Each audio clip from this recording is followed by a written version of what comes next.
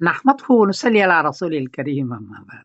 एक साहब ने पूछा है कि लेटेस्ट टेक्नोलॉजी से बताएं कि हुजूर पाक सल्लल्लाहु अलैहि वसल्लम की वफात कब है। जवाबन अर्ज है कि हदीस के अंदर मौजूद है कि 9 जिलहिज्जा को आप सल्लल्लाहु अलैहि वसल्लम की हज्जतुल विदा है, जुमे के दिन। अब मैंने समीरी कैलेंडर में तीनों महीने 30 के किए, जिलहिज भी, मुहर्रम भी और सफर भी। 30, 29 नहीं, तो 90 दिन बन गए। और 3 दिन और जमा किया क्योंकि 9 जिलहिज को वो है और 12 रबीउल को वफात है, तो 3 दिन ये, तो 93 दिन बन गए।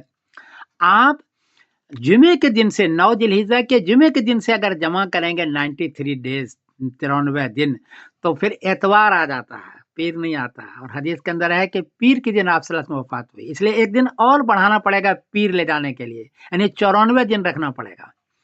जब 94 दिन रखेंगे तो फिर 13 रबीउल अव्वल बनती है। इस एतबार से 13 रबीउल अव्वल 11 हिजरी मुताबिक 8 जून 632 पीर के दिन आप सल्लल्लाहु अलैहि वसल्लम की वफात बनती है। और इस एतबार से आप सल्लल्लाहु अलैहि वसल्लम 63 साल 4 दिन दुनिया में तशरीफ रखें। बाकी 12 रबीउल कहाँ से आया है, तो किसी हदीस में नहीं है, किसी कौल सहाबी में नहीं है, किसी कौल ताबी में नहीं है। ये सबसे पहले जो मैं देख रहा हूँ वो दलाइलुन नबुवा है सुनन बैहक़ी की, जिसको वफात है 458 में, उसमें है। ऊपर के कहीं किताब में 12 रबीउल का जिक्र नहीं है। और 12 रबीउल अगर करेंगे भी तो वो संडे के दिन आ जाएगा, पीर का दिन नहीं आएगा, तो आपको 13 रबीउल ले जाना पड़ेगा।